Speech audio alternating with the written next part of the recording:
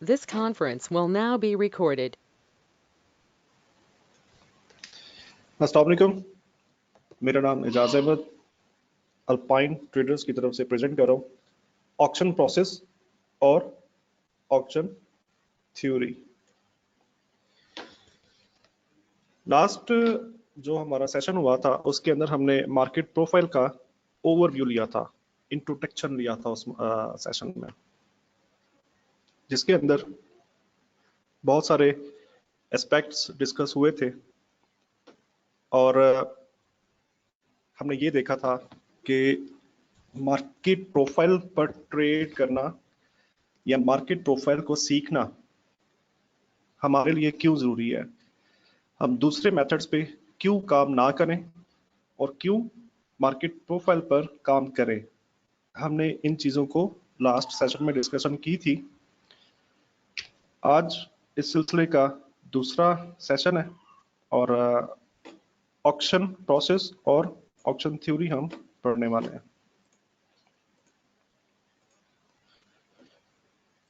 Risk disclaimer, इस disclaimer को अच्छी तरह पढ़ लें। हमारा तमाम मवाद जो है वो सिर्फ और सिर्फ एजुकेशनल पर्पस के लिए है।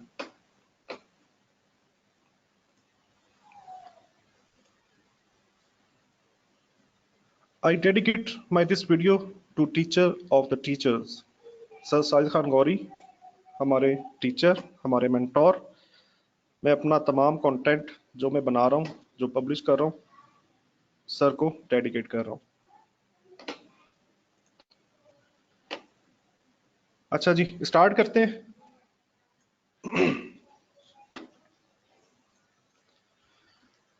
Purpose of the market is to facilitate trade. हमारे पास जो कुछ प्लेटफॉर्म्स मौजूद हैं जिन पर हम ट्रेड कर सकते हैं, जिन पर हम प्राइस को देख सकते हैं, इन सब जो हमारे पास MT4 जिसे कह ले, MT5 कह लो, ये सब एक ट्रेड करने की फैसिलिटीज हैं, ठीक है। और जिनके अंदर हमको प्राइस अप जाती हुई, डाउन जाती हुई हमको नजर आ रही होती है और इसके अंदर हम क्या क्या कुछ देख सकते हैं, अपना सारे का सारा एनालाइज इसके अंदर कर सकते हैं। ये तमाम चीजें हमें फैसिलिटेट कर रही होती हैं ट्रेड करने के लिए। Price moves up, it brings in more buying, or as the price moves down, it brings more selling. मतलब जैसे जैसे हम प्राइस को ऊपर जाता हुआ देखते हैं, नीचे आता हुआ देखते हैं, उसके अकॉर्डिंगली हम एनालाइज कर रहे होते हैं और प्राइस जैसे जैसे ऊपर जा रही होती है बायर्स को अट्रैक्ट कर रही होती है, प्राइस जैसे जैसे नीचे आ रही होती है सेलर्स को अट्रैक्ट कर रही होती है। ये सारे का सारा जो प्रोसेस है, एक्सक्यूज मी,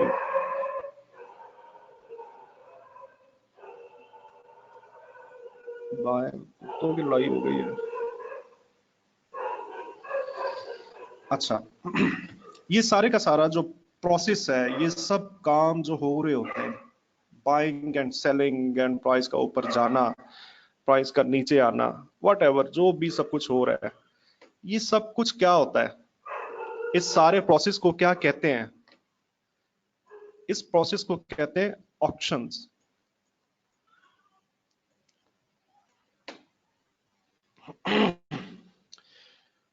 ऑक्शंस की दो टाइप्स होती हैं।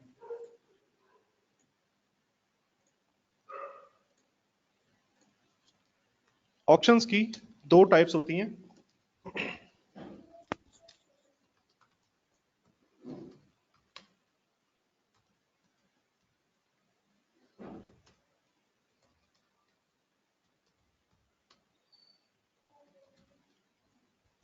नंबर 1 पे सिंगल ऑक्शन मेथड या प्रोसेस ज्यादा बेहतर है, प्रोसेस, ठीक है। नंबर 2 पे डुअल ऑक्शन प्रोसेस। सबसे पहले हम सिंगल ऑक्शन के प्रोसेस को देखते हैं कि ये एक्चुअली क्या होता है, ये कैसे काम कर रहा होता है और इस पर हमें क्यों काम नहीं करना चाहिए। सिंगल ऑक्शन का प्रोसेस ऐसे प्रोसेस को कहते हैं जहां पर यहां दोबारा टाइप कर, जहां पर सेलर्स सिंगल हो, एक की तादाद में हो, और बायर्स इन्फिनिट हो। इन्फिनिट का मतलब लातादाद बायर्स हो और सेलर एक ही हो बस। ऐसी सूरत हाल अगर होती है, अगर कभी हमारा ऐसी मार्केट से वास्ता पड़ता है तो क्या होगा। मिसाल के तौर पे लेट्स से ये एक शॉप है और ये सेलर है, ठीक है। लेट्स से ये लोग हैं और ये बायर्स हैं।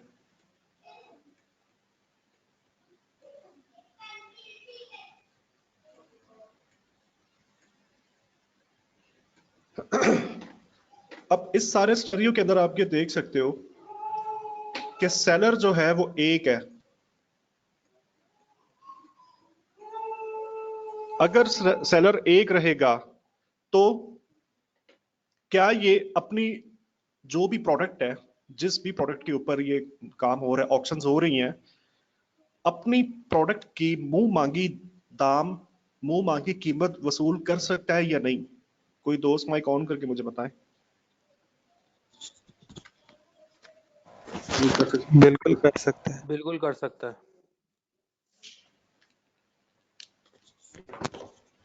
Okay fine. इसका मतलब है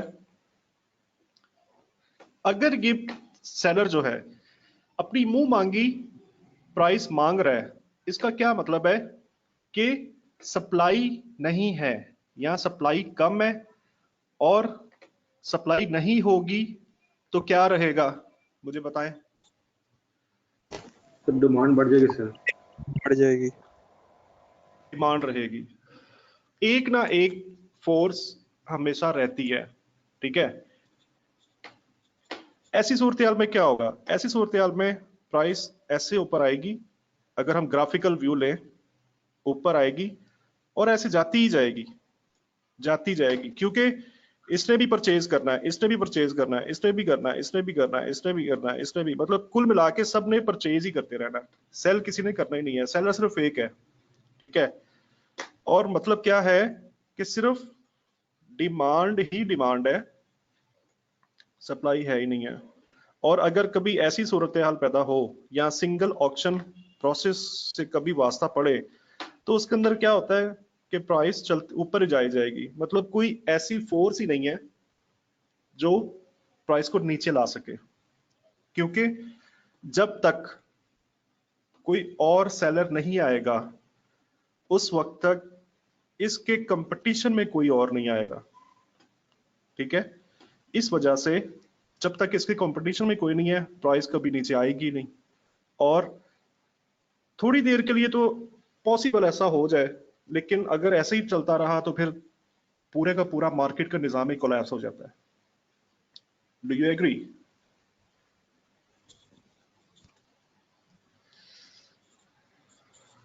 ऐसा है कि नहीं है?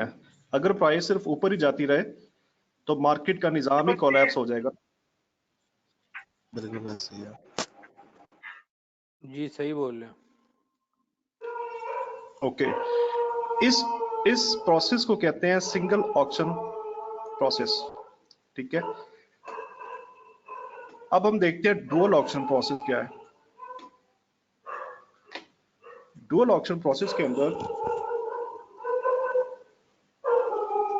सेलर्स जो है वो भी इन्फिनिट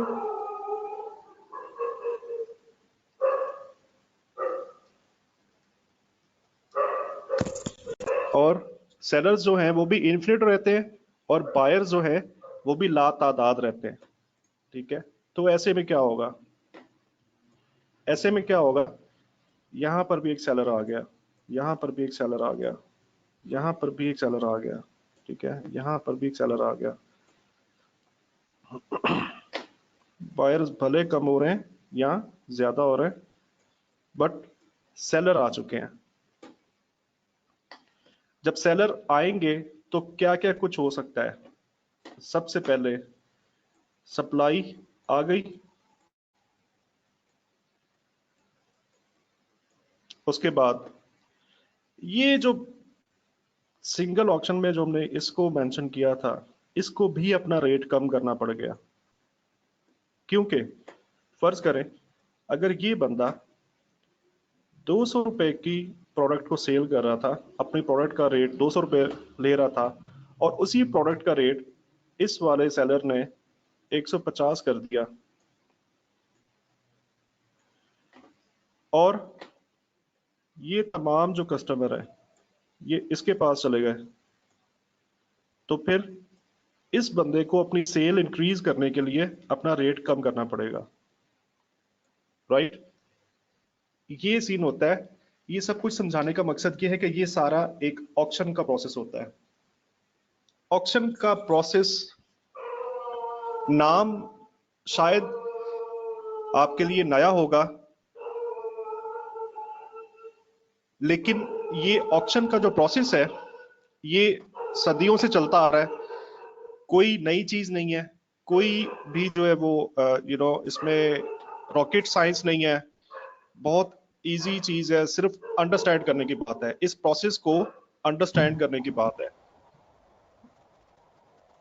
जब सेलर्स यहाँ पे ज्यादा आ जाएंगे तो आपको ऐसा लगता है कि प्राइस नीचे जाएगी, ऐसे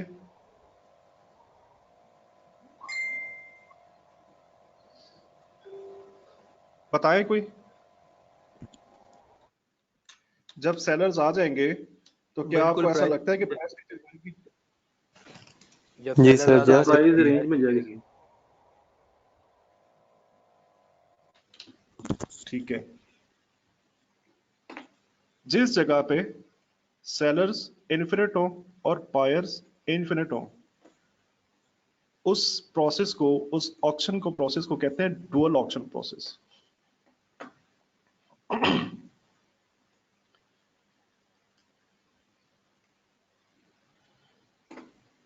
ओके, हमारे पास जो फॉरेक्स है, हमारे पास फ्यूचर्स मार्केट है, फॉरेक्स है या ऑप्शंस, कोई भी मार्केट है ना, वो चल रही होती है डुअल ऑक्शन प्रोसेस पे, राइट? इसके अंदर एक से ज्यादा बायर्स और एक से ज्यादा सेलर्स हर वक्त मौजूद रहते हैं, हर वक्त मौजूद रहते हैं, राइट? तो ये थ्योरी आपको बताई है इसलिए कि आपको क्लियरली ये अंडरस्टैंड रह जाए कि हमारे पास जो हम जिस मेथड पे, जिस सिस्टम पे ट्रेड कर रहे हैं, वो डुअल ऑक्शन प्रोसेस पे काम कर रहा है।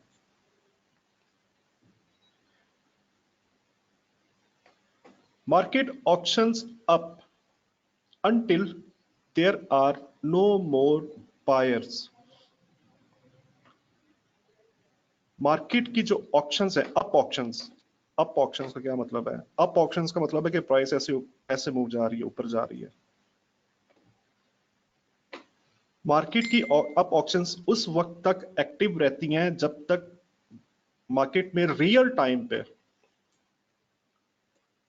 रियल टाइम, ये आपने वर्ड जो है ये याद रखना है, ठीक है? रियल टाइम का ये मतलब नहीं है कि मार्केट में कभी कोई और आएगा ही नहीं। रियल टाइम का मतलब है कि उस स्पेसिफिक टाइम के अंदर, जिस स्पेसिफिक टाइम के अंदर हम मार्केट को देख रहे हैं, हम मार्केट में काम कर रहे हैं, उस स्पेसिफिक टाइम के अंदर जब तक कोई आखिरी बायर रह ना जाए, उस वक्त तक प्राइस ऊपर जाती रहती है।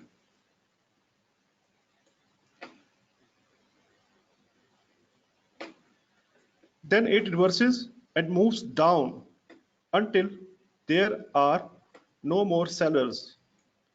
सेम उस वक्त तक प्राइस नीचे जाती रहती है जब तक उस रियल टाइम के अंदर उस रियल टाइम के अंदर आखिरी सेलर मौजूद ना रह जाए।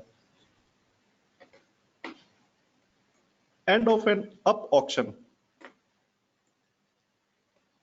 End of an up auction is the beginning of a down auction.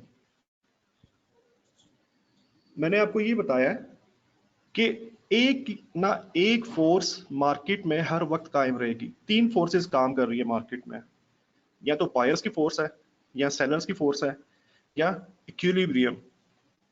Equilibrium क्या होता है वो मैं आगे आपको बताऊंगा। ये तीन फोर्सेस होती हैं, बट इक्विलिब्रियम फेज के अंदर भी बायर और सेलर ही एक्टिव होते हैं, जिसको हम बैलेंस कह सकते हैं। अगर ऊपर जाती हुई ऑप्शंस एंड हो जाती है, मतलब यहां पर आखिरी बायर उस रियल टाइम में मौजूद था, तो ये क्या होगा? Beginning of a down auction. ये एक स्टार्ट होगा डाउन ऑक्शन के, डाउन ऑक्शन का स्टार्ट हो गई है। अंडरस्टूड? जी सर।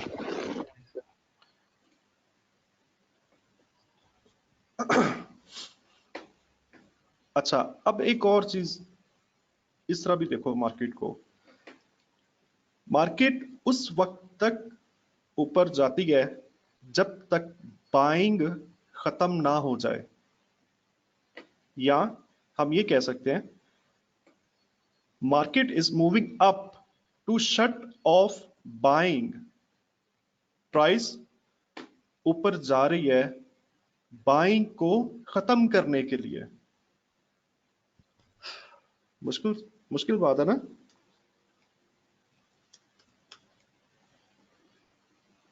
मुश्किल लग रहा है किसी को?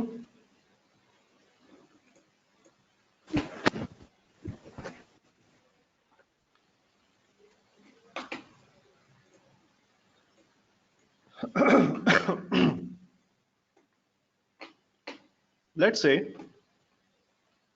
ये एक बायर है, लेट्स से ये एक बायर है, ये एक बायर है, एक बायर है, and so on and so on.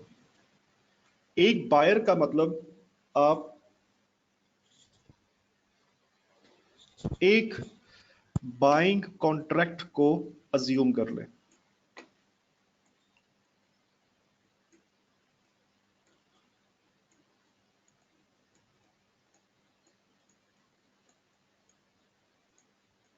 Buying contract 1 2 3 4 5 6 7, मतलब ये समझ लें कि 7 लेवल्स पर एक एक बाय का कॉन्ट्रैक्ट लगा हुआ है। ठीक है, अब क्या हो रहा है? प्राइस व्हाटएवर कुछ भी कर रही थी और ऐसे ऊपर जाना स्टार्ट होती है। सबसे पहले इस वाले कॉन्ट्रैक्ट को हिट करती है, प्राइस हिट करती है। जब प्राइस हिट की तो ये एक कॉन्ट्रैक्ट, अब कॉन्ट्रैक्ट अगर आपको मुश्किल लगे तो आप लॉट कर सकते हो। ठीक है, एक्चुअली वो जबान पे कॉन्ट्रैक्ट चढ़ा हुआ है, आप इसको लॉट कह सकते हो, जो हम MT4 में लॉट्स लगा रहे होते हैं।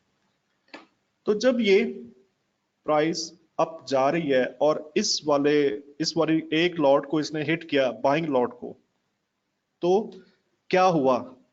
ये बाइंग लॉट, एक बाइंग की जो लॉट थी ये फिल हो गई। ठीक है, फिल हो गई। जब ये फिल हो गई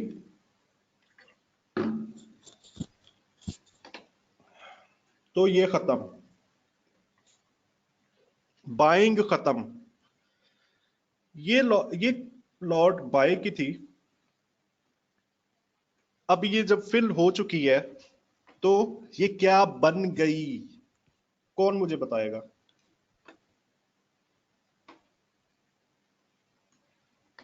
इस तरह भी सप्लाई बनेगी सर। ये सेल बन जाएगी, ये सेल बन जाएगी। कैसे सेल बनेगी? ये सेल ऐसे बनेगी, लेट्स से ये वाला कॉन्ट्रैक्ट फिल हुआ था, अब ये बाय का कॉन्ट्रैक्ट था, अब इस बंदे ने मार्केट से जब भी निकलना है, चाहे वो एसएल ले, चाहे वो टीपी ले,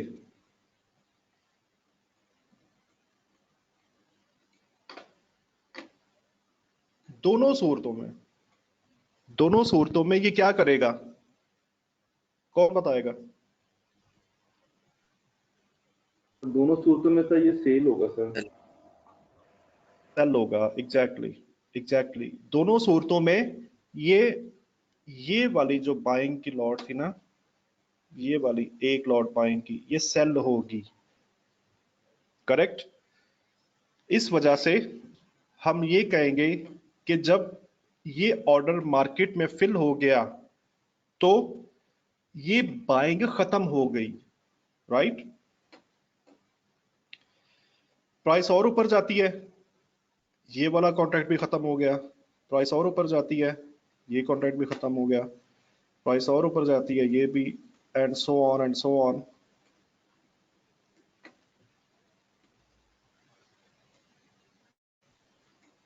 ये तमाम कॉन्ट्रैक्ट खत्म, राइट। अब इससे ऊपर कोई बाइंग का कॉन्ट्रैक्ट है ही नहीं है, तो ये एक ऐसा मकाम हो सकता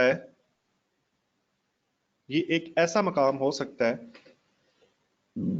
जहां पर हो सकता है कि इस एरिया के बायर्स या ये वाला बायर या ये वाला बायर अपनी प्रॉफिट टेकिंग कर लें, ठीक है। प्रॉफिट टेकिंग करेंगे जब, तो वो मार्केट में क्या बन के लगेगा, बताएं? सेल ऑर्डर सेल सेलिंग बस सेल बन के लगेगा, ठीक है। और इसकी वजह से प्राइस को नीचे आता हुआ देखेंगे, और वो मैं पीछे भी दूसरी वीडियोस में ये सब चीजें काफी लंबे से एक्सप्लेन कर चुका हूं कि 2-3 किस्म के काम हो रहे होते हैं ना। तो अभी ये सब चीज डिस्कस करने का हमारा ये मकसद था कि जब बाइंग ऊपर जा रही है ना, जब प्राइस ऊपर जा रही है, तो हम इसको ये अज्यूम करेंगे कि ये बाइंग को खत्म करने जा रही है, राइट। तो हमने क्या करना होगा, हमें एक ऐसा पॉइंट तलाश करना होगा जहां पे हमको ये लगता है कि यहां तक आके बाइंग जो है वो खत्म हो जाएगी। आपने पहले भी चीजों को पढ़ा होगा, चीजों को सीखा होगा, लेकिन ये तमाम जो आपको मैं बता रहा हूं, ये पीटर स्टीटलमेयर का कॉन्सेप्ट है, जिसने मार्केट प्रोफाइल को इन्वेंट किया था। ओके जी, ये समझ में आ गया। Moving up auction to shut off buying, मतलब ये तमाम जो फ्रेमवर्क चल रहा है ना मार्केट में, ये तमाम जो मूव्स हो रही होती हैं, ये एक्चुअली अप मूव जो जा रही है, ये बाइंग को खत्म करने जा रही होती है, और इसके साथ साथ डाउन ऑक्शंस जो हैं वो सेलिंग को खत्म करने जा रही होती हैं। ठीक उसका वाइस वर्सा आप ले लें, तो आप उसको अज्यूम कर सकते हैं कि ये जो मूवमेंट हो रही है ये एक्चुअली सेलिंग को खत्म करने जा रही है। तो जब सेलिंग खत्म हो जाएगी तो क्या रह जाएगा मार्केट में? बाइंग या डिमांड रह जाएगी। एग्जैक्टली, ठीक है। अच्छा, ये मैं दो स्क्रीनें स्विच कर रहा हूँ, एक पेंट की और एक ये वाली, तो दोनों आपके पास आ रही है ना? सब ठीक चल रहा है ना?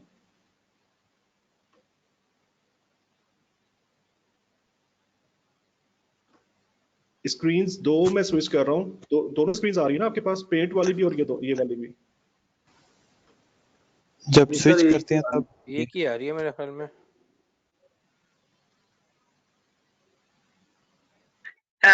जी सर, आपने वो जो ड्रॉ किया था ना, वो इसी ऑक्शन फ्रेमवर्क के ऊपर ही ड्रॉ हो रहा था, मतलब लाइंस आ रही थी, मगर वो पेंट का पेंट नहीं आ रहा था।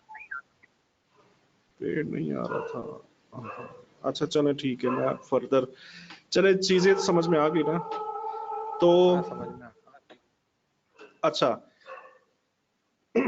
अगर हम इसी कॉन्सेप्ट को और ज्यादा स्पेसिफाई कर लें तो हम क्या कह सकते हैं?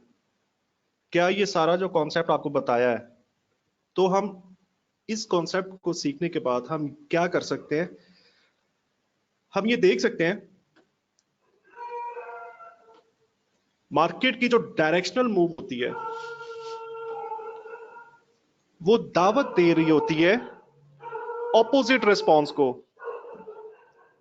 मार्केट की डायरेक्शनल, चाहे वो अप डायरेक्शन है और डाउन डायरेक्शन है, ठीक है। अगर ये मार्केट की मूवमेंट अप डायरेक्शन जा रही है, अप डायरेक्शन जा रही है, इट मींस हम क्या कह सकते हैं कि ये दावत दे रही है ऑपोजिट रिस्पॉन्स। ऑपोजिट रिस्पॉन्स क्या है? सेलिंग।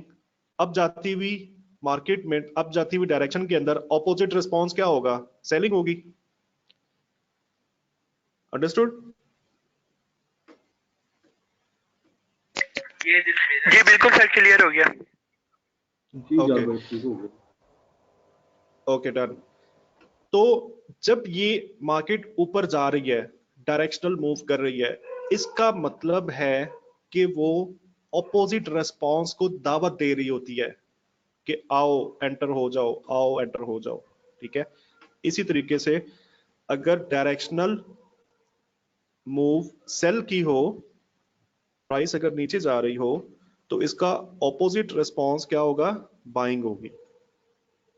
करेक्ट? ओके।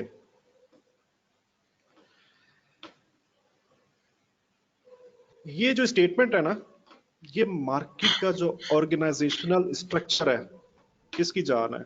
मतलब ये एक ऐसा कॉन्सेप्ट है, ये एक ऐसी इंफॉर्मेशन है कि जिसको बहुत कम लोग इस नजर से मार्केट को देखते हैं।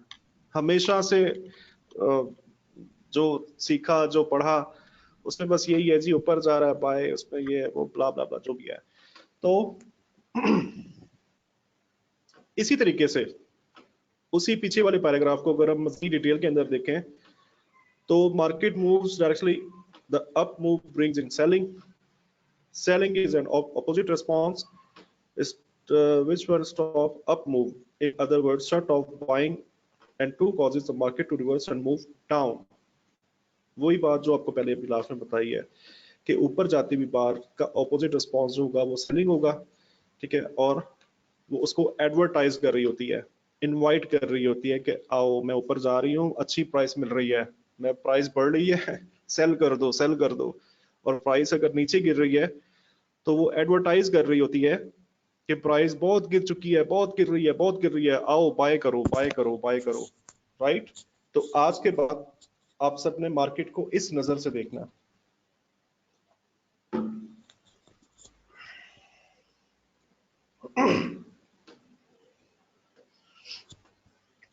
अगर ऐसा नहीं होता, ये जो कुछ आपको बताया कि अप जाती हुई मार्केट का ऑपोजिट रिस्पॉन्स सेल है, अगर ऐसा फुलफिल नहीं होता तो क्या होगा? तो ये होगा कि इसमें और बाइंग आती रहेगी, और बाइंग, प्राइस ऐसे ऊपर जाती रहेगी, ठीक है। यहां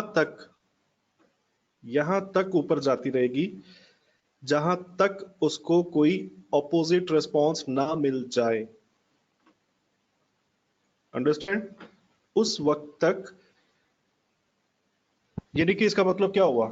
आसान अल्फाज में अगर बात की जाए तो एक रेजिस्टेंस ये थी, एक सपोर्ट ये थी, और इस पूरे एरिया के अंदर दूसरी कोई सपोर्ट या रेजिस्टेंस मौजूद नहीं है। तो हम क्या कह सकते हैं? हम ये कह सकते हैं अगर प्राइस यहां से ऊपर जा रही है ना तो फिर यहां तक जरूर जाएगी, हम ये कह सकते हैं। इस पैराग्राफ को देखने के बाद इसको मैं सिंप्लीफाई अगर करके आम ज़बान में आपको बताऊं तो इसका ये मतलब है कि सपोर्ट और रेजिस्टेंस के दरमियान में प्राइस जो है ना वो अगली जो सपोर्ट होगी या रेजिस्टेंस होगी उसको जरूर टच करती है, क्योंकि दरमियान में से कोई भी फाइनेंशियल इंस्टीट्यूट या स्मार्ट मनी या कोई भी जो इन्फॉर्म ट्रेडर है वो कभी भी दरमियान से सेल नहीं करेगा, ऐसे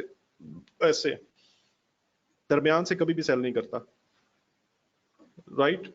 इस वजह से प्राइस ऊपर इसकी इनके जो बाइंग है ना, इट ब्रिंग्स मोर बाइंग, इसका मतलब है कि इसमें बाइंग आती रहेगी, इस ऊपर जाती हुई प्राइस के अंदर बाइंग आती ही रहेगी, ठीक है, यहां तक कि ये सपोर्ट को रेजिस्टेंस को टच ना करे और इसका ऑपोजिट रिस्पॉन्स इसको मिल ना जाए।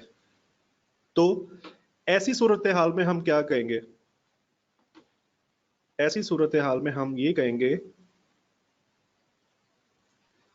द अप ऑक्शन कंटिन्यूज, ठीक है, कि अप ऑक्शन जो थी, अप ऑक्शंस चल रही है वो एक्चुअली कंटिन्यू ही है, अभी तक कंटिन्यू चल रही है, ठीक है। ऐसी सूरत हाल में हम ये बात कहेंगे।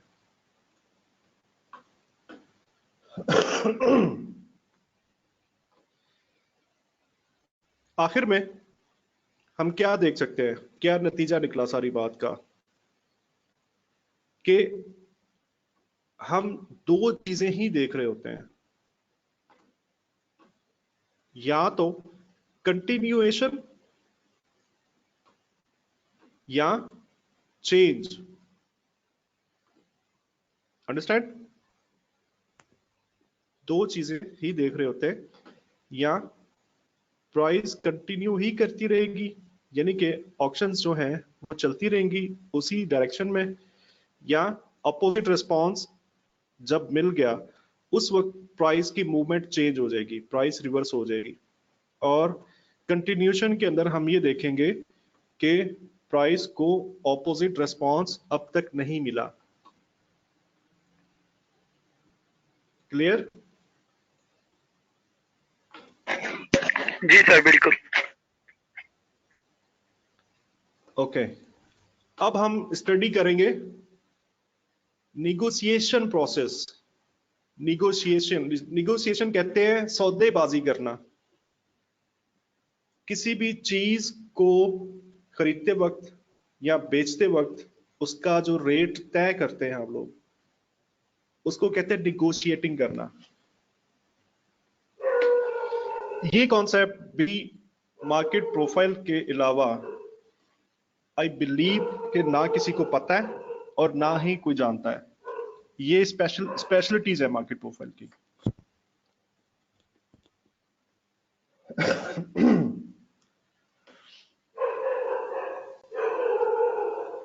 असल में ये गली के अंदर आप पता नहीं कहां से बहुत ज्यादा आ गए। ये डरदारी क्यों शो कर रहे हैं जाद भाई? ये आपके ऑफिस के पास ही रहता है वो, आपको पता होगा क्यों शोर कर रहा है। सर जो भी है इनकी टाइमिंग कमाल की है वैसे।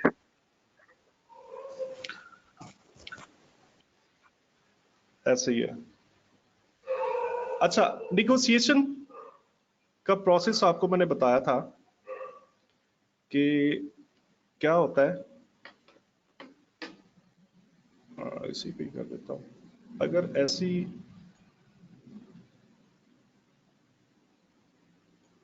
हमारे पास प्रोफाइल चल रही है, ऐसी प्रोफाइल चल रही है, ऐसी प्रोफाइल चल रही है, और इसके अंदर ये लाइंस हैं हमारे पास, ठीक है।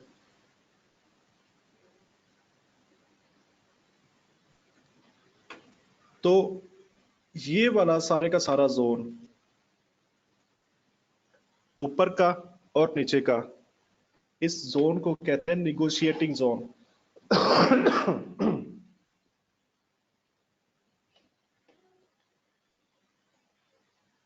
ठीक है। Once a market defines a range with एक्सेसनेस,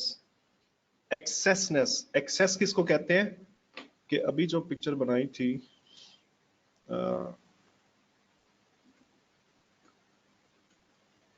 थोड़ा क्लियर करने के लिए मैं इसको छोटा कर देता हूँ ताकि आपको ना समझ में अच्छा आ जाए। असल में वो पेंट वाली मैंने साथ में वो विंडो खोली भी है, बट आप कह रहे हैं कि और मैंने तो उसके अंदर अवार्ड विनिंग तस्वीरें बना के आपको समझा दिया, बट आप कह रहे हैं कि वो आई नहीं है। वो तो उसमें तो बहुत मेहनत कर दी मैंने समझाने में। चले खैर, इस सारे सिनेरियो के अंदर एक्सेसनेस क्या किसको कहेंगे हम? एक्सेसनेस, एक्सेस कहते हैं ज्यादती, ज्यादा हो जाना। एक्सेस कर गई है कोई भी चीज, अपनी खास कीमत से ऊपर चली जाए तो हम ये कहेंगे कि ये एक्सेस कर चुकी है, मतलब इसकी प्राइस एक्सेस हुई हुई है, इस वक्त एक्सेस कर चुकी बाइंग है। साइड पे, बाइंग साइड पे, बाइंग साइड पे, एग्जैक्टली। अगर ये फेयर वैल्यू रहती है इस सीन के अंदर, अगर ये फेयर वैल्यू रहती है और अगर प्राइस यहां पर है या यहां पर है, तो हम इस प्राइस को क्या कहेंगे कि प्राइस एक्सेस हो चुकी है।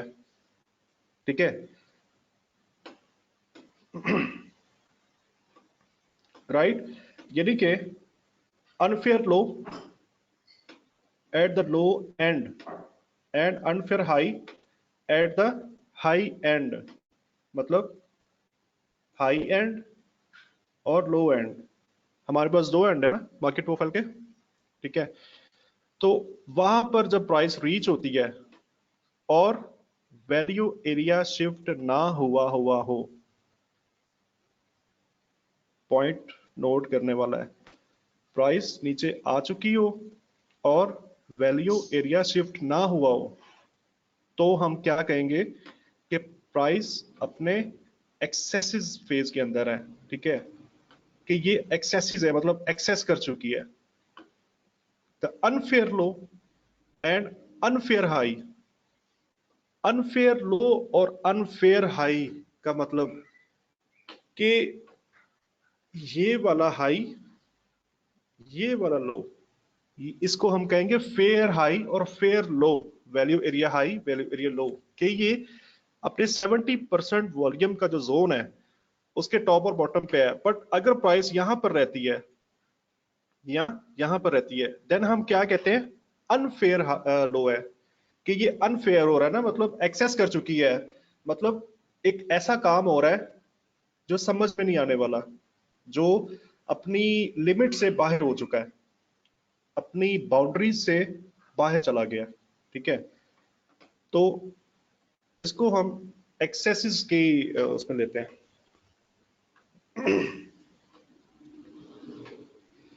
Once the market defines a range with excesses at each end, it negotiates within the range to establish value.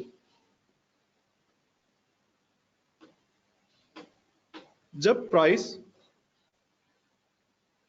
Access कर गई इस लेवल तक, ये छोटी सी ड्राइंग बना रहा हूं, समझ में आ रही है ना?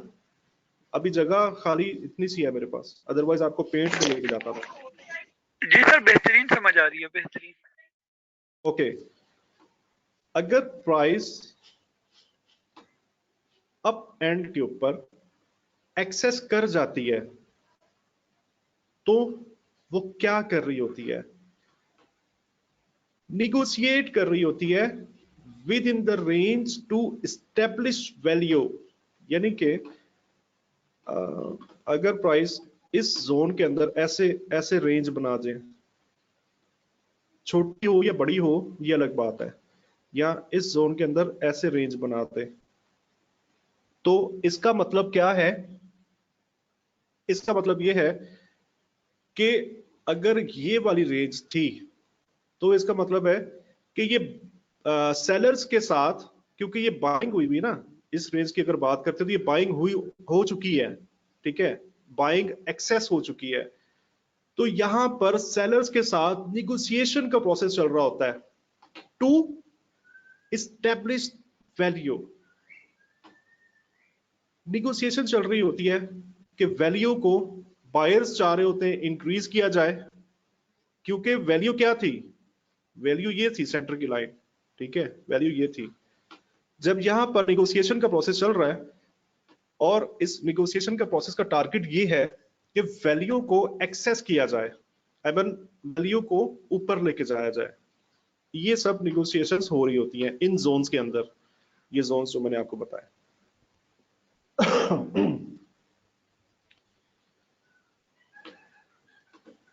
बिल्कुल एग्जैक्टली इन 3 पॉइंट्स के ऊपर ही ये पैराग्राफ कह रहा है, वही हम ऑलरेडी जानते हैं, value area high, value area low. पढ़ के बताता हूँ, stop the market at any point in time, you will see these 3 reference points, 3 reference points, unfair low, unfair high, value somewhere in between. These 3 price areas define the negotiating process. The method marketplace uses to facilitate trade. Facilitate trade का मतलब क्या है? Opportunities provide कर रही होती है, जैसा हमने देखा हुआ है जो टीपीओ इंडिकेटर है उसके अंदर each letter provides an opportunity to trade.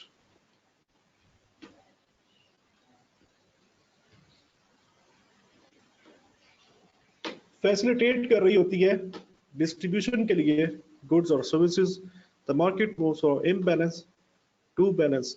अच्छा ठीक है, अभी हम आ गए इस पर बैलेंस और इम्बैलेंस पे, वो हमारा टॉपिक क्लोज हो चुका पिछला वाला, ठीक है।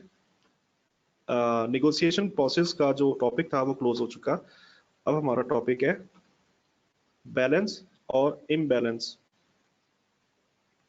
बैलेंस और इम्बैलेंस बहुत सारी जगहों से आपने बहुत सी मुख्तलिफ अल्फाज के अंदर इसकी डेफिनेशन सुनी होगी, और हर कोई अपने अपने हिसाब में इसको डिफाइन कर रहा होता है। ये एक्चुअली फैसिलिटेशन हो रही होती है डिस्ट्रीब्यूशन करने की गुड्स और सर्विसेज, किसी भी चीज को।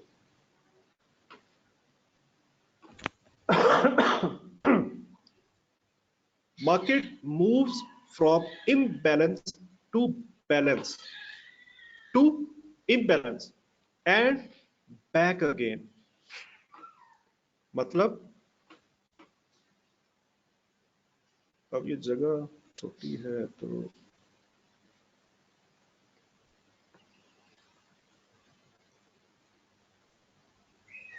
हम ये कह सकते हैं कि मार्केट हमेशा इम्बैलेंस होने के बाद वो बैलेंस की तरफ रोटेट कर रही होती है। जो बैलेंस एरिया सर ने भी पढ़ाया है, वो भी कॉन्सेप्ट बहुत अच्छे अल्फाज में सर ने में ये बताया हुआ है, बट ये स्टीडलमेयर का कॉन्सेप्ट है। फिर यहाँ पे दोबारा से डिस्ट्रीब्यूशन स्टार्ट होती है, देन ये एक छोटा सा बैलेंस एरिया, दोबारा से डिस्ट्रीब्यूशन होती है, फिर ये बैलेंस एरिया, दोबारा डिस्ट्रीब्यूशन, देन दोबारा बैलेंस एरिया। इसका मतलब क्या है कि प्राइस हमेशा इम्बैलेंस से बैलेंस की तरफ मूव करती है, देन अगेन इम्बैलेंस की तरफ मूव करती है, एंड बैक अगेन। मतलब यही एक रोटेशन, यही एक साइकिल मार्केट में चलता रहता है। ये जो रोटेशन बताई है ना, साइकिल बताया है, ये शॉर्टर टर्म में भी हो सकता है और लॉन्गर टर्म में भी हो सकता है, ठीक है। और सिंगल सेशन भी हो सकते हैं और ज्यादा सेशंस के अंदर भी हो सकते हैं। ये आप जैसे जैसे इसको स्टडी करते रहोगे और एक्सपीरियंस हासिल करते रहोगे तो आपको इसका अंदाजा होता जाएगा। अगर मार्केट बैलेंस रहती है तो इसका मतलब है equal amount of buying and selling are present. Equal amount, ठीक है। इक्वल अमाउंट मतलब बैलेंस का मतलब है रेंज। सब लोग जो मौजूद है वो बैलेंस का मतलब जानते हैं ना, यहाँ एक्सप्लेन करने की जरूरत तो नहीं है ना। सर मालूम है सर, सप्लाई एंड डिमांड जब बराबर हो जाती हैं इक्विलिब्रियम में तो उस टाइम बनता है। एग्जैक्टली तो इसके अंदर क्या होता है, इक्वल बाइंग होती है और इक्वल सेलिंग हो रही होती है। इस वजह से ये बैलेंस बना रहता है।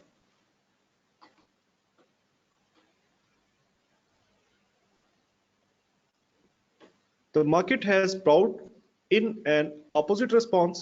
The market is rotating because it has found a fair price around which it can distribute. मतलब क्या है? अगर ये एक डिस्ट्रीब्यूशन है, ये जो ऊपर मैंने ये बनाया हुआ है ना, इसका पीओसी यहां पे कहीं पे होगा, ठीक है। इसका अब देखो, आपने बैलेंस एरियाज को कभी भी इस नजर से नहीं देखा होगा। ये मार्केट प्रोफाइल के उसके ऊपर हम इसको देखेंगे, right. Market is rotating because it has found a fair price. It has found a fair price का मतलब क्या है कि इसके ये एक फेयर प्राइस मार्केट तलाश कर चुकी है। इस फेयर प्राइस तक मार्केट पहुंच चुकी है और मार्केट उसके गिर्द चक्कर लगाती रहती है। which it can distribute। जो डिस्ट्रीब्यूशन हम जानते हैं कि बांटने का अमल हो रहा होता है, एक्यूमुलेशन एंड डिस्ट्रीब्यूशन हमने पढ़ी भी है कि डिस्ट्रीब्यूशन के अंदर एक्चुअली जो ऑर्डर कलेक्ट किए हुए होते हैं ना, जो स्मार्ट मनी ने बाय की भी होती है। अब स्मार्ट मनी ने बाय तो कर ली थी, लेकिन प्रॉफिट टेकिंग नहीं करनी उसने, ऑब्वियसली करनी है। तो जब स्मार्ट मनी प्रॉफिट टेकिंग करेगी तो वो ऑर्डर बहुत बड़े होते हैं। वो ऑर्डर ऐसे ऑर्डर नहीं होते कि एक ही झटके के अंदर ट्रेड क्लोज करते हैं जैसे हम लोग करते हैं। ऐसे नहीं होता, ये प्रोसेस ऐसे नहीं होता, ठीक है। ये लोग कैंपेन चलाते हैं ना, ये लोग एक ही झटके के अंदर बाय कर सकते हैं, ना ही ये लोग एक ही झटके के अंदर सेल कर सकते हैं। उसकी क्या वजह है, कोई बता सकता है मुझे?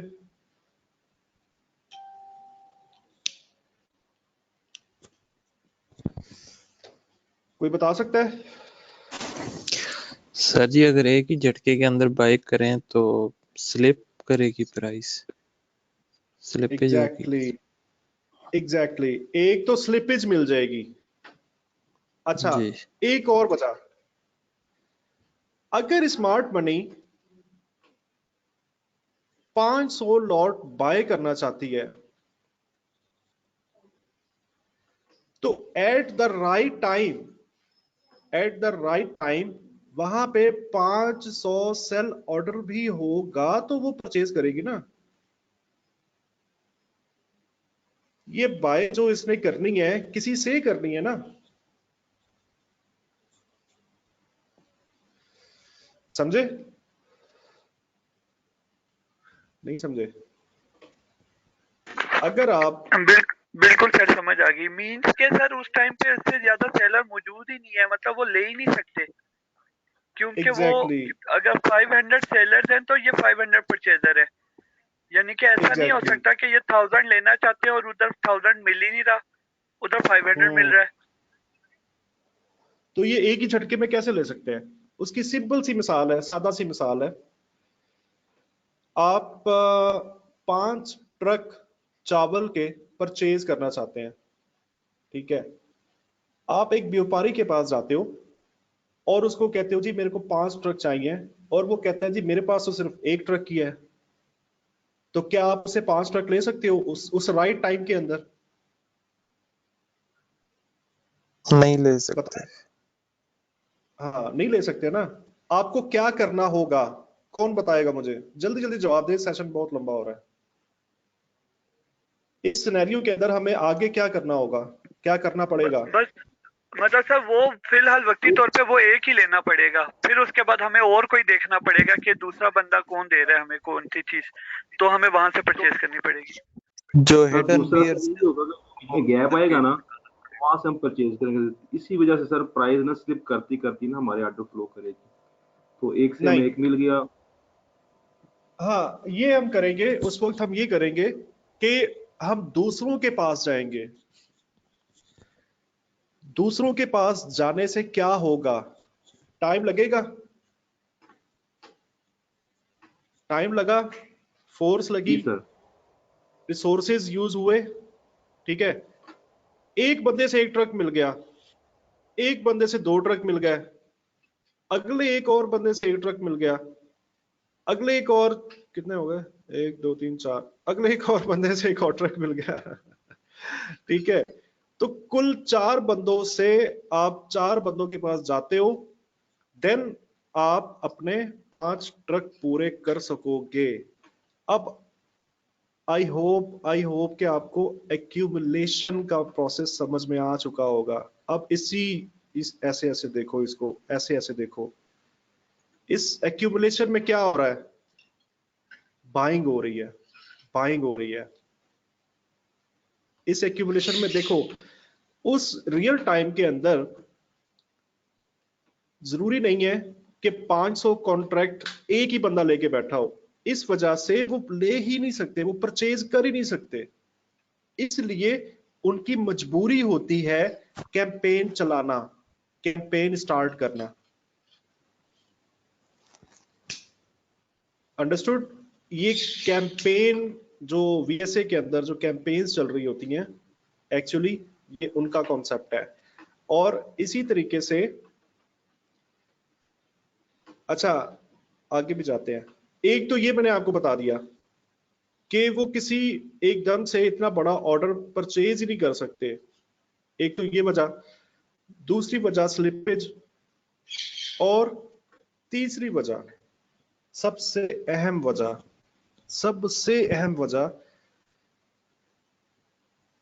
वो वजह ये है, अगर मैं स्मार्ट मनी हूं और मैं 5 ट्रक चावल के खरीद रहा हूं, लेकिन मैं ये कभी भी नहीं चाहूंगा कि दूसरे लोग मेरी इस बाइंग को देख लें, इस बाइंग को पहचान लें।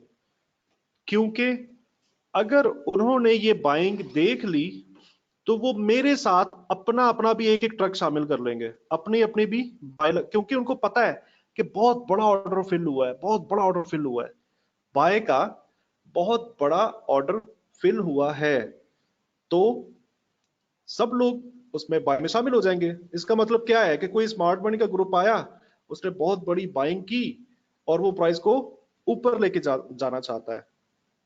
अंडरस्टूड? इस वजह से सबसे बड़ी, ये तो मैंने आपको 2 वजह बताई जो कि लॉजिकल वजह है, बट इतनी ऑथेंटिक वजह नहीं है।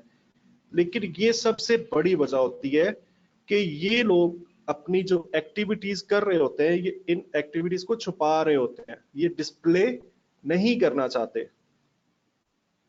अंडरस्टूड? इस वजह से ये क्या करते हैं, छोटे छोटे कॉन्ट्रैक्ट्स, जो इस ऐसे रेंज बनाते हैं, ठीक है, रेंज बनाते हैं और इस रेंज के अंदर बाइंग करते हैं छोटे छोटे कॉन्ट्रैक्ट के साथ। अब देखो इसमें क्या हो रहा है, लेट्स से ऐसे आ रही है प्राइस, बट आपको, मुझे या किसी भी और बंदे को इस बात की गारंटी नहीं है, इस बात की हम श्योर शॉट नहीं है कि हम ये तो देख सकते हैं MT4 के अंदर कि एक कैंपेन चल रही है, बट हम ये श्योर शॉट नहीं है कि क्या ये एक्यूमुलेशन है या रीडिस्ट्रीब्यूशन की कैंपेन है। अंडरस्टूड?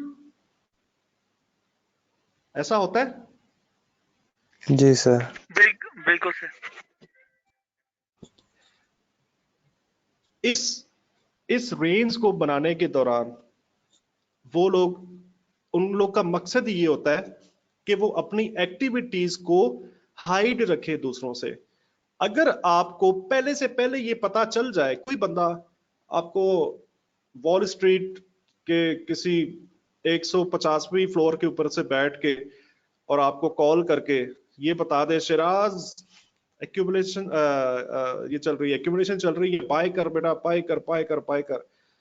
आप अपना घर भी बेच दोगे, आप अपनी दुकानें भी बेच दोगे, आप अपनी गाय भैंसे भी बेच दोगे, ठीक है, और सारे का सारा पैसा आप इस बाय के अंदर लगा दोगे। जब आपको ये पक्का पता होगा ना, जब आपको श्योर शॉर्ट होगा कि यार ये एक्यूमुलेशन है। एक्यूमुलेशन का मतलब क्या है कि बाइंग हो रही है, ठीक है। और जब श्योर शॉर्ट किसी को पता चल जाए तो वो मैं कहता हूं कि अपनी हर एक चीज बेच के सारा का सारा पैसा यहाँ पे लगा दे कि मैं भी इस बाइंग के अंदर शामिल हो जाऊं। ऐसा है या नहीं है?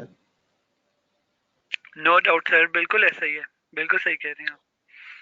इस वजह से स्मार्ट मनी का हमेशा से ये टारगेट रहता है कि वो अपनी एक्टिविटीज को हाइड रखती है, अपनी एक्टिविटीज किसी पर भी शो नहीं करती, ठीक है। तो एक्चुअली ये कॉन्सेप्ट होता है बाइंग का और सेलिंग का कि एक्यूमुलेशन और डिस्ट्रीब्यूशन में एक्चुअली हो क्या रहा होता है। अगर ये रीडिस्ट्रीब्यूशन है तो प्राइस ऐसे नीचे को ब्रेकआउट करती है लो वॉल्यूम रिटेस्ट। खैर ये अब ये बैलेंस और इम्बैलेंस पढ़ते पढ़ते ये वीएस से स्टार्ट हो गया, बट ये concept I am damn sure इस ग्रुप में बैठे हुए आई एम डैम श्योर कि इस तरह से किसी ने भी आज तक नहीं सोचा होगा। ऐसा है?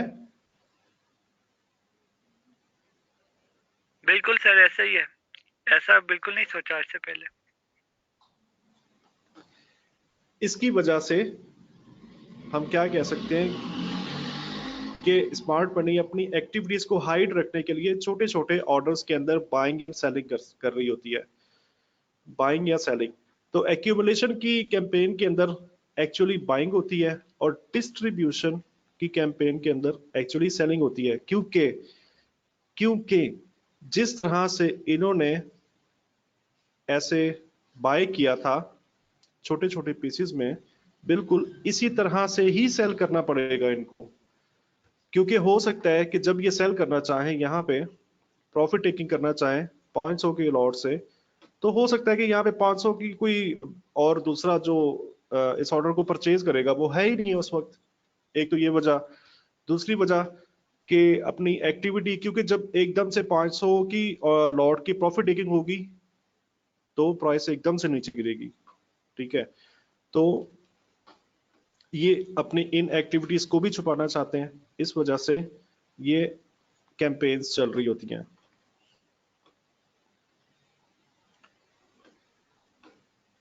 ओके, अब आपको ये लाइन समझ में आई? Market is rotating because it has found a fair price around which it can distribute। अब आई थिंक इतनी लंबी बात करने के बाद ये लाइन आपको परफेक्टली समझ में आ चुकी होगी। जी सर, क्लियर हो गई। Okay, thank you. If the market is imbalanced, either buying or selling is predominant। Predominate कहते हैं गालिब आना।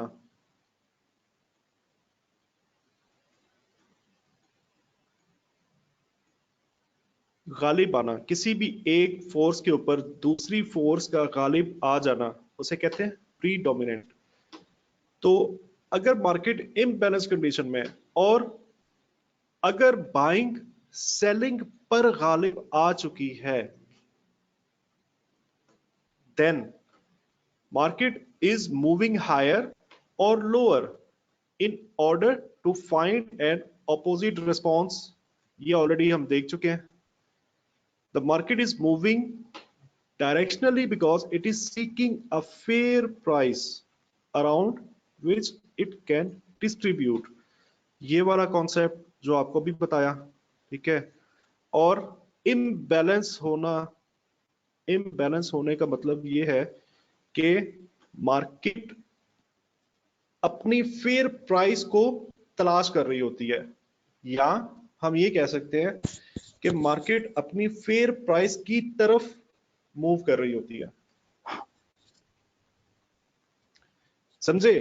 अब ये जो कॉन्सेप्ट बैलेंस और इम्बैलेंस का एक नई नजर से अब आपको थोड़ा सा आई होप मजा आ रहा होगा।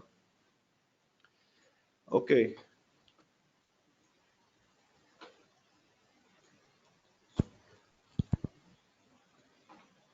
अगर मार्केट बैलेंस्ड है, मार्केट अगर बैलेंस है, has found a fair price, इसका मतलब है कि वो उसने फेयर प्राइस को तलाश कर चुकी है, वो कामयाब हो चुकी है अपनी फेयर प्राइस को तलाश करने में।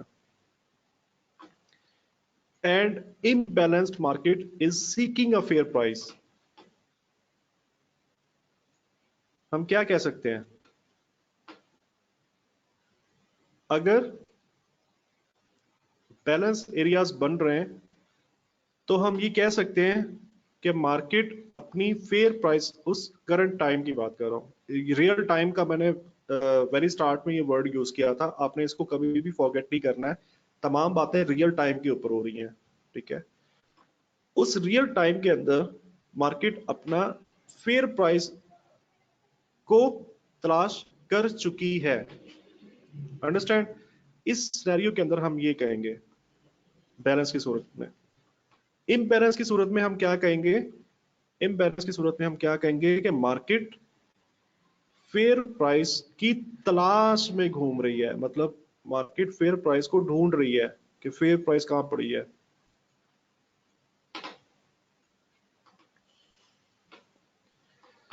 This is simple. Another way to state the familiar law of support and demand. Buyers जो होते हैं वो डिमांड की शक्ल में होते हैं, सेलर्स सप्लाई की शक्ल में होते हैं।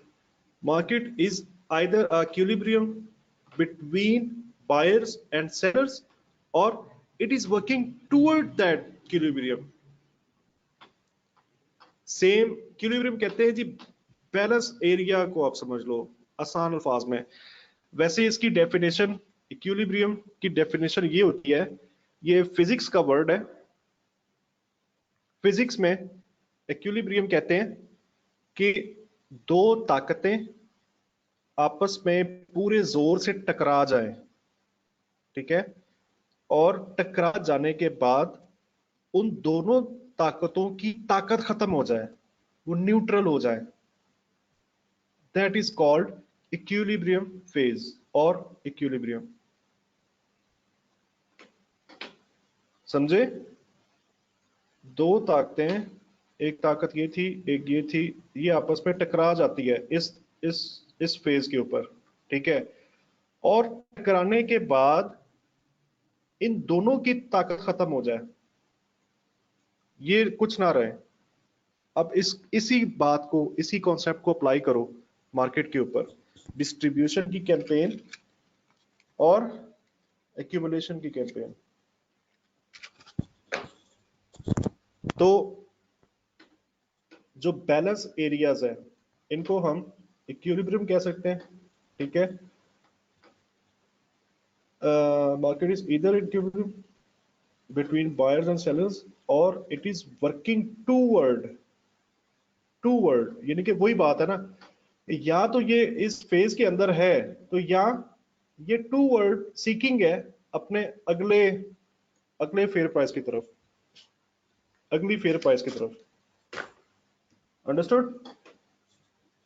सब लोग जरा 2 मिनट माइक ऑन करके मुझे बताएं, सब समझ में आ रहा है कुछ? मुझे 1 मिनट की ब्रेक चाहिए।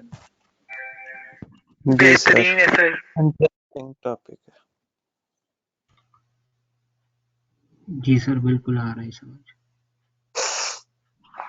जी सर, समझ आ रहा है। जी सर, ये बिल्कुल समझ आया सर, ये बिल्कुल सर ऑर्डर फ्लो का कंसेप्ट सर उससे मिल रहा है, बिल्कुल सर।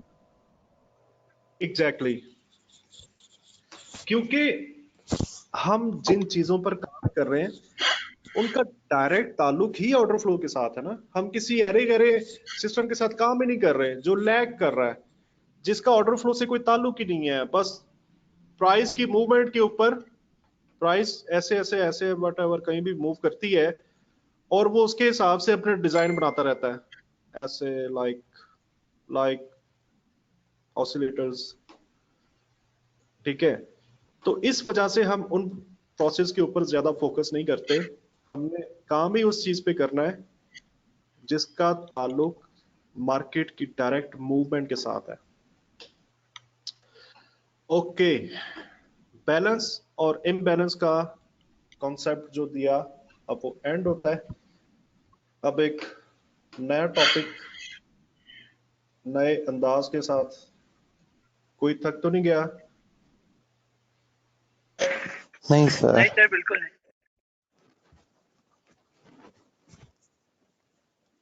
Time frame concept.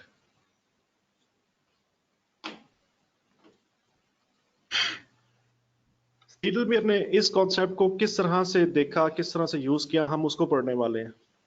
ठीक है। टाइम फ्रेम्स एक्चुअली क्या होते हैं? टाइम फ्रेम एक्चुअली एक फोर्सिंग पॉइंट होता है। फोर्सिंग पॉइंट का मतलब है कि आपको कोई भी काम करवाने के लिए कोई चीज जोर लगा रही हो, कोई भी चीज आपको फोर्स कर रही हो कि ये काम करो, लाजमी करो, लाजमी करो। ठीक है। इसको कहते हैं फोर्सिंग एफर्ट या फोर्सिंग पॉइंट। तो एक्चुअली जो टाइम फ्रेम होते हैं ये भी एक तरह के फोर्सिंग पॉइंट होते हैं जो आपको डिसीजन लेने के लिए फोर्स कर रहे होते हैं। डिसीजन लेने के लिए फोर्स कर रहे होते हैं टाइम फ्रेम आपको कि डिसीजन लो, क्या करना है, क्या करना है। किस तरह से? इस तरह से अगर आप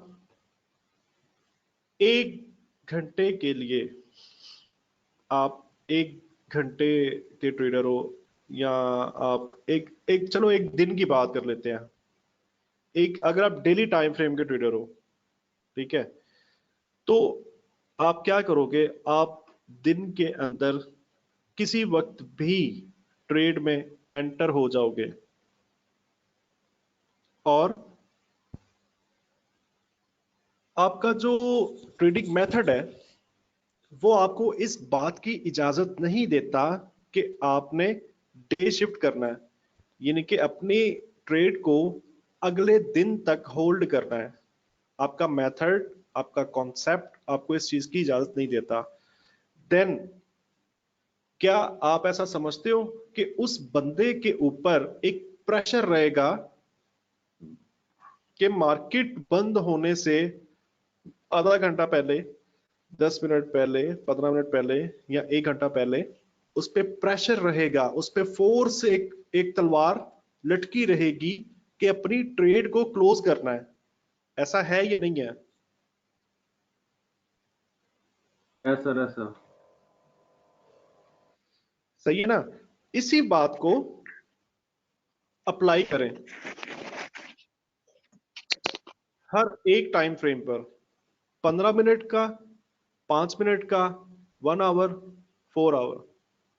अगर एक बंदा 4 आवर के लिए ट्रेड में एंटर हुआ या इन इन इन केस अगर वो डे ट्रेडर था और आखिरी 4 घंटों में वो ट्रेड में एंटर होता है, देन उसके ऊपर भी कितना प्रेशर रहता है कि वो उस 4 घंटे के खत्म होने से पहले पहले उसने अपनी ट्रेड क्लोज करनी ही करनी है, चाहे वो प्रॉफिट में है या लॉस में है।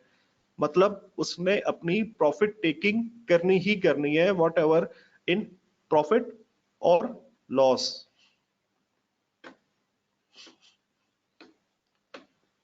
ठीक है, ये वही लिखा हुआ है सारा। Close is coming in 45 minute तक। अगर आपके 3 आवर्स का क्लोज आ रहा है और आप अपनी पोजीशन को ओवरनाइट कैरी नहीं करना चाहते और इसका मतलब है कि आपका टाइम खत्म हो रहा है, the close is forcing you to make a decision within a relatively short term time frame। यानी कि अब देखें, ये बड़े काम की बात है। ट्रेड को क्लोज करने का decision with in a relatively short term time frame, यानी कि ट्रेड तो आपने डे टाइम फ्रेम में लगाई थी। अब देखें, अगर इस बात को जरा गहराई में सोच लेना तो मेरा ख्याल है कि ये भी बहुत, इसके अंदर भी बहुत कुछ हो सकता है। बहुत सारी नई चीजें बन सकती हैं सिर्फ इस एक एक जुमले के अंदर। मतलब ये है कि आप डे टाइम फ्रेमर थे और आपने दिन में किसी भी वक्त ट्रेड में तो एंटर हो गए, बट आपको जो फोर्सिंग डिसीजन की जो फोर्स आपको जो मतलब जो आपको डिसीजन लेना है वो एक छोटे से टाइम में लेना है आपको,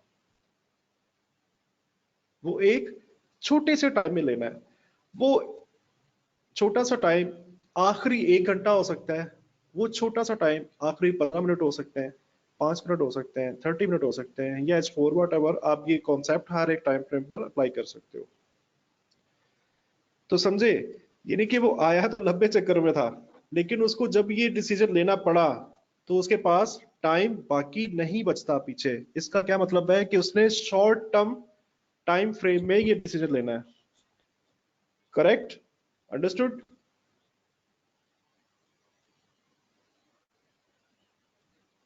प्लीज बताएं, थोड़ा बताया करें यार। जी सर, हम सर इनको शॉर्ट टाइम ट्रेडर या लोकल ट्रेडर भी कह सकते हैं सर।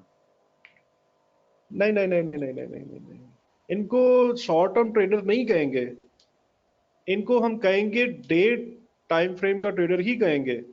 लेकिन अब ये सोचो कि जब उसका जो उसका क्लोजिंग का टाइम करीब आ गया तो वो फंस चुका है, वो बंदा जिस भी टाइम फ्रेम का था अब वो फंस चुका है, क्योंकि उसको डिसीजन लेना ही लेना है, क्योंकि वो अपनी पोजीशन को ओवरनाइट कैरी नहीं कर सकता।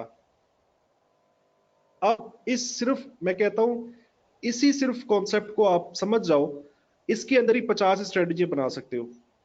मतलब अगर मेरे पे ये बात हो तो मैं 50 स्ट्रेटजी बना सकता हूं सिर्फ इस एक लाइन के ऊपर।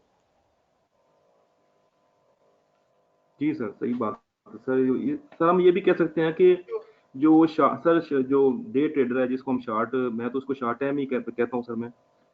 एक्चुअली सर उसने अपनी नहीं डे नहीं में अपनी ट्रेड जो क्लोज करनी है उसने, तो जारी बात है वो क्लोज करेगा तो जो अदर टाइम फ्रेम ट्रेडर है सर वही इन्वॉल्व होंगे, वो इनसे लिक्विडिटी सर वो लेते हैं, जो मैं सर देखता हूँ हाँ, उसमें। प्रॉफिट टेकिंग करेगा तो रिवर्स इम्पैक्ट आएगा मार्केट पे। जी सर। ठीक है, रिवर्स इम्पैक्ट आएगा तो उसको दूसरे जो सेलर्स है या बायर्स है वो भी देख रहे होते हैं और वो उस वक्त अपनी ट्रेड में शामिल हो जाते हैं, शॉर्ट टर्म जो ट्रेडर्स हैं। ठीक है, तो इस कॉन्सेप्ट के साथ आप काफी इंप्रूव कर सकते हो अपनी ट्रेडिंग को।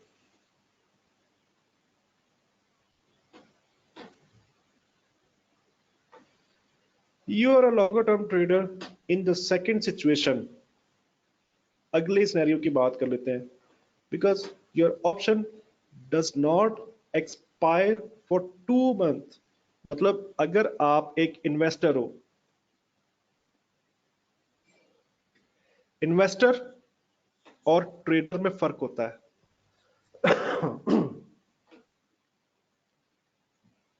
इन्वेस्टर जो होता है वो बहुत लंबे अरसे के लिए इन्वेस्टमेंट कर देता है, ठीक है, और जो ट्रेडर होता है वो थोड़े थोड़े टाइम के लिए मार्केट में आता है और निकल जाता है। तो अगर आप इन्वेस्टर हो और 3 माह के लिए आप इन्वेस्टमेंट करना चाहते हो तो इसका मतलब है कि अगले 2 महीने तक, अगर 1 महीना गुजर भी जाए तो अगले 2 महीने तक आपके ऊपर कोई प्रेशर नहीं है कि आपने अपनी ट्रेड को लाजमी क्लोज करना है। तो फोर्सिंग पॉइंट जो है वो हम ये कह सकते हैं कि 2 महीने तक हमको सुकून है, हम पे कोई फोर्स नहीं है, हम इजीली जहां भी प्राइस जाती रहे हम उसको देख सकते हैं।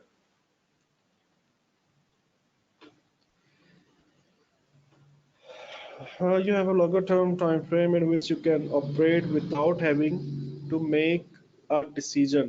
यानी कि जब आपके ऊपर फोर्सिंग पॉइंट था ही नहीं, जब आप पे फोर्सिंग पॉइंट था नहीं तो इसलिए फिर आपको ज्यादा मजबूरी नहीं है कि आप जरूर इस वक्त डिसीजन लो। ठीक है, with मेरा this सवाल था insight, इसके साथ जो सर, ये जो जी इन्वेस्टर जी होता है बोलिए। सर, जाहिर बात है ये अपना कोई 2 महीने का पेंडिंग ऑर्डर ही लगाएगा तभी ये इन्वेस्टर बनेगा ना। तो लेकिन सर इस पे कोई चार्ज नहीं पड़ता इसको, ये तो, लॉन्ग टर्म के लिए बस इसने इन्वेस्ट कर दिया, तो चाहे वो रजिस्टर पे हो चाहे स्पोर्ट्स पे हो। नहीं, मुझे ये बताएं 2 महीने का पेंडिंग ऑर्डर से क्या मतलब है? सर इन्वेस्टर तो वही होगा जो अपनी अमाउंट को सेव कर रहा है, कि जिस पे कोई प्रेशर नहीं है ना क्लोज करने का ना लगाने का। सारी बात है, उसने पेंडिंग ऑर्डर लगाया, उसको हम इन्वेस्टर कह सकते हैं उर्फे आम में। नहीं नहीं नहीं नहीं नहीं नहीं नहीं नहीं, आप अभी पिक नहीं कर रहे चीजों को। इन्वेस्टर का मतलब है कि मैं एक इन्वेस्टर था, मैं एक इन्वेस्टर हूं फॉर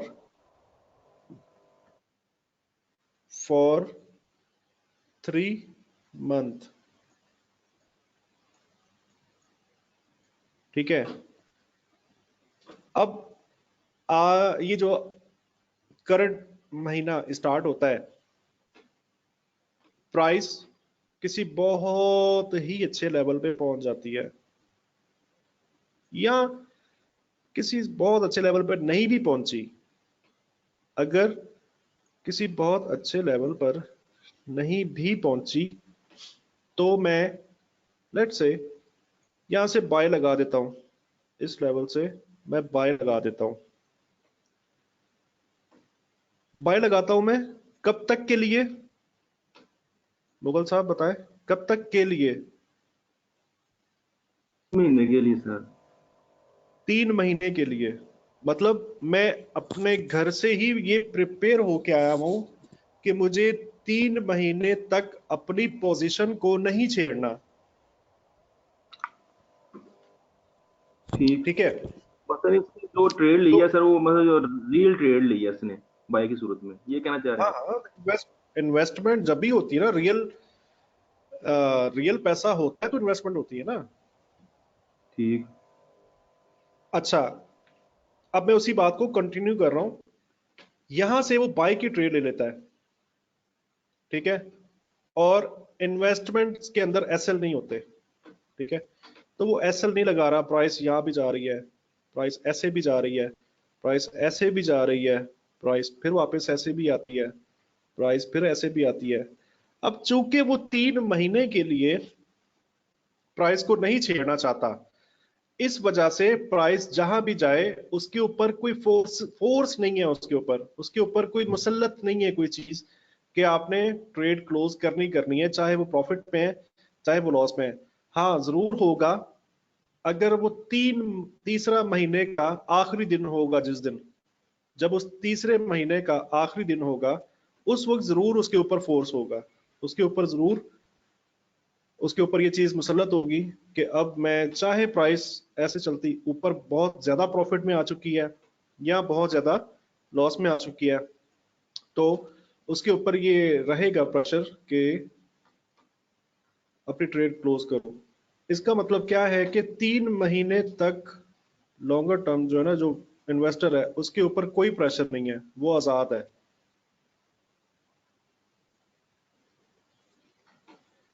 समझे मुगल साहब? जी sir, ji sir. longer term time frame in which you can operate without having to make a decision, ठीक है। यानी कि आपके ऊपर कोई प्रेशर नहीं होता कि आपने लाजमी डिसीजन लेना ही लेना है। अब आप अगर इस बात को गहराई में सोचो, कौन कौन है, एक सेकंड जरा देखो हमारे साथ।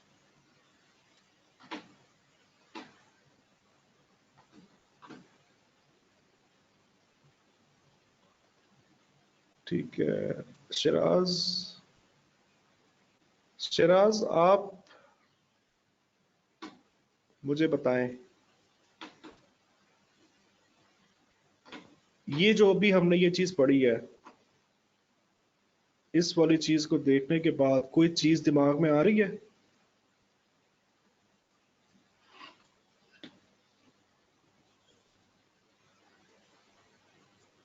Siraj, can you hear me?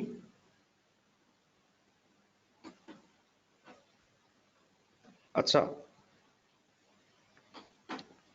इस चीज को पढ़ने के बाद मेरे दिमाग में क्या आ रहा है मैं आपको ये बताता हूं। मेरे दिमाग में फ्यूचर मार्केट आ रही है।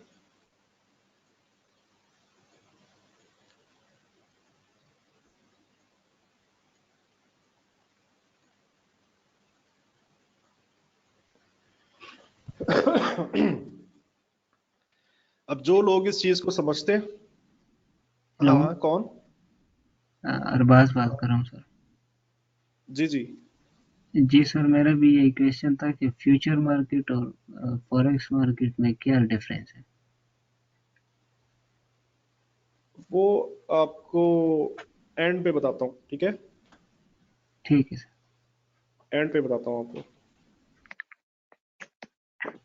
हेलो जी जी सर, वो सर 3 मंथ्स की बात हो रही थी सर, तो वो मेरा माइक इधर से ओपन नहीं हो रहा था, तो मैं अच्छा ये अच्छा। कहना चाहता था सर कि उसका जो 3 मंथ्स के लिए वो बेशक वो टेंशन फ्री तो है, मगर वो बंदा मतलब जो भी है, मगर उसकी अमाउंट एक ऐसे रिस्क के ऊपर लगी हुई है जिसका कोई मतलब वो ये भी हो सकता है कि एंड ऑफ जब 3 मंथ कंप्लीट होंगे उसके, तो वो एक लॉस में बैठा हुआ अच्छी खासे, क्योंकि उसकी ना कोई लॉस है ना ऐसी कोई लिमिट्स है, यानी कि 3 मंथ तो वो टेंशन।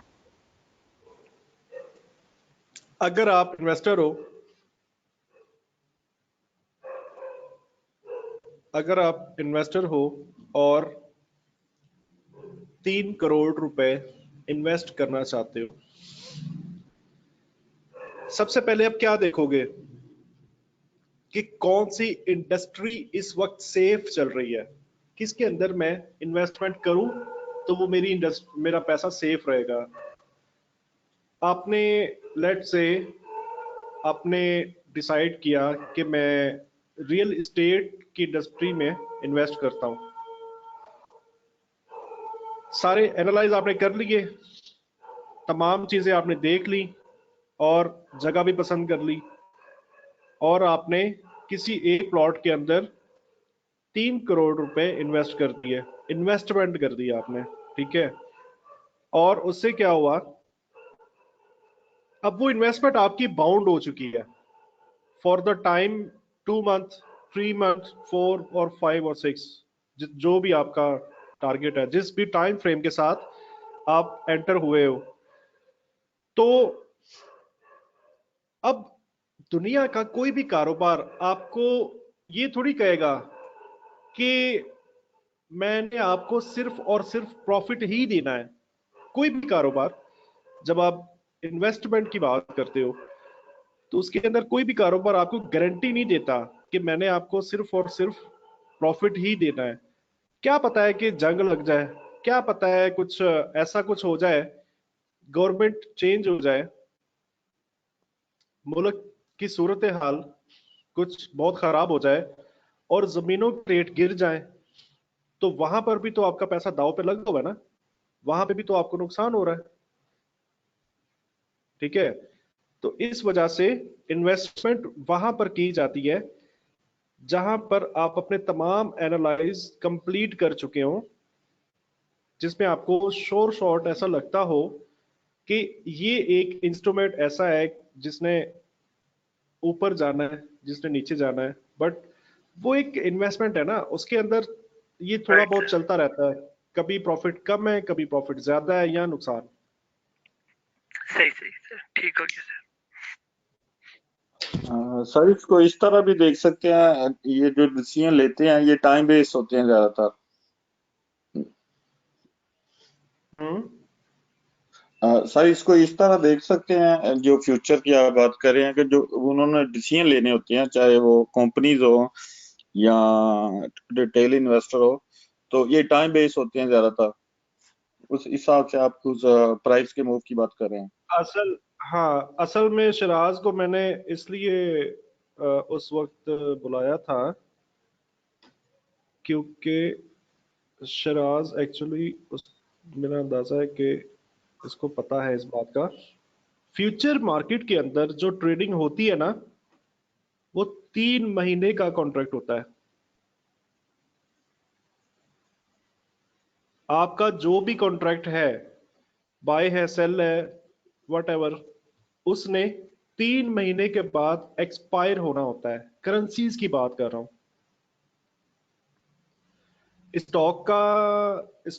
कुछ स्टॉक है जिनका हर महीने एक्सपायर होता है, काफियों का 3 महीने बाद एक्सपायर। बिल्कुल बिल्कुल सर, आप सही कह रहे हैं, बिल्कुल सही सही बात। अब आपने पॉइंट पिक किया है, मैं कहना क्या चाहता था, अब समझे आप। मैं दरअसल बिल्कुल वो मैं इन्वेस्टमेंट वो दूसरी उस तरफ चला गया था। बिल्कुल मैं आप सही, आपका पॉइंट मैंने पकड़ लिया, बिल्कुल सही हो गया सर। ठीक है, तो 3 महीने। सर ये सॉरी हाँ सर, बोलिए। सर मेरा सवाल ये इनको कॉन्ट्रैक्ट लेने की जरूरत क्यों पड़ती है? क्योंकि आप वो ट्रेडर नहीं हो ना। देखिए, आप आई थिंक बात कर रहे हैं, आपका नाम जरा बताएं प्लीज। नहीं नहीं महर। नहीं, नहीं भाई। सर की आपने क्लासेस देखी होंगी ना, उसके अंदर जो ये सारा डिटेल से बताया हुआ उन्होंने। जब वो अब ये मुबशर आप ऐड करेंगे थोड़ा सा, ये भावों के मामलात और खेती बाड़ी के मामलात, और ये जो फ्यूचर के जो सौदे हो रहे होते हैं, फ्यूचर मार्केट के अंदर जो फ्यूचर के अंदर ट्रेड हो रही होती है, मतलब अभी फल अभी लगा नहीं है, अभी सिर्फ बीज डला हुआ होता है, थोड़े थोड़ा पौधा उठा हुआ होता है, और उस पूरी की पूरी फसल के सौदे हो चुके होते हैं। ठीक है, कि इस एकड़ के अंदर, इस कैनाल के अंदर जितना भी फल होगा, वो चाहे कम हो या ज्यादा हो, वो मेरा होगा, और उसका सारे का सारा सौदा एक स्पेसिफिक अमाउंट के अंदर तय हो जाता है और वो पे हो जाती है। तो अब वो फल अगर 3 महीने के बाद निकलना है, 3 महीने तक वो फल मेच्योर होना है, तो हम ये कहेंगे कि ये फ्यूचर कॉन्ट्रैक्ट हुआ है। ठीक है, ये मैं आपको एक थोड़ा थोड़ा करके मोटी मोटी सी बात बता रहा हूँ।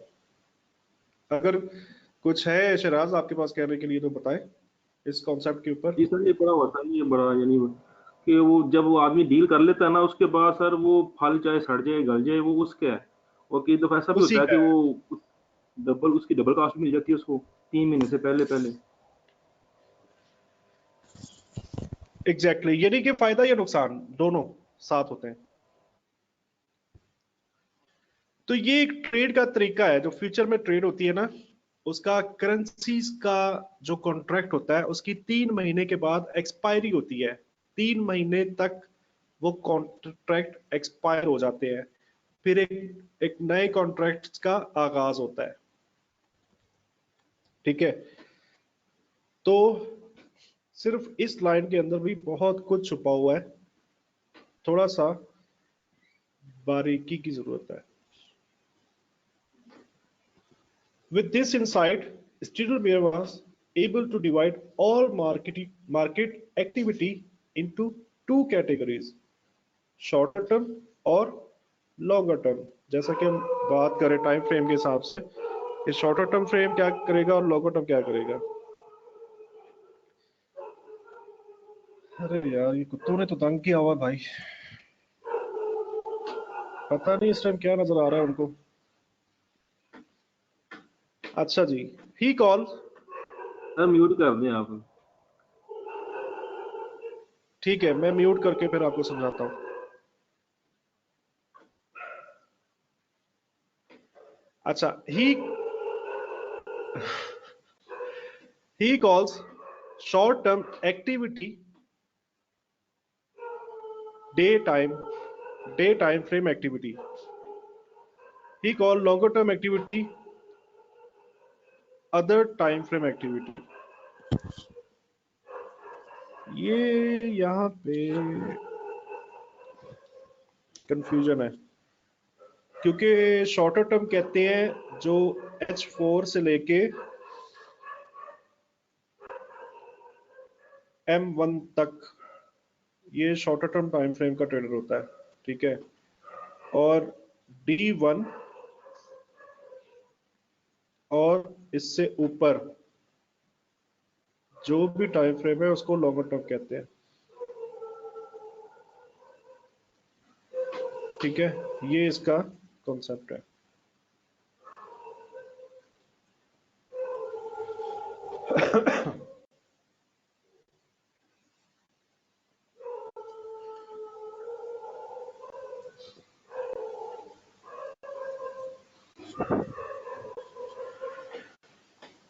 His tandem time frame concept visualize short term or day time frame activity on one side of the tandem and all longer term activity on the other side. Hence the name other time frame. जो time frame shorter और longer के मैंने बताया आपको, इनके इस सारी information को इस्तेमाल करके हम लोग इन टाइम फ्रेम ट्रेडर्स को अलग अलग कर सकते हैं। वो कैसे कर सकते हैं कि हम प्रॉफिट टेकिंग देख सकते हैं, ठीक है, हम पुल बैक्स के ऊपर देख सकते हैं, हम एग्रेशन देख सकते हैं।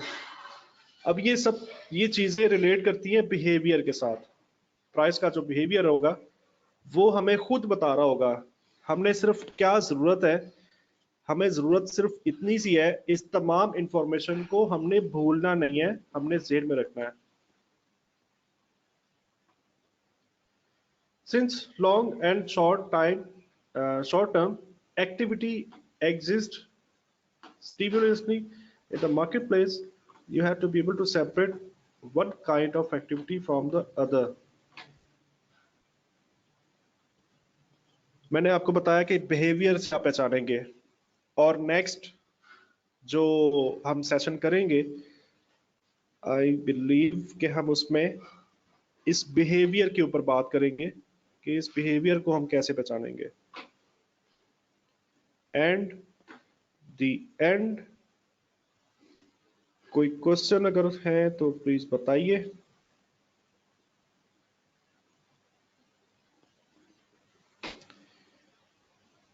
ये हमारी contact details, be together grow together.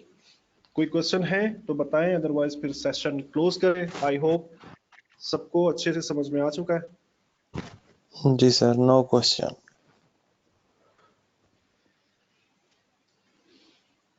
ठीक है जी, कोई क्वेश्चन नहीं है देन ठीक है, फिर इंशाल्लाह नेक्स्ट सेशन में मिलते हैं।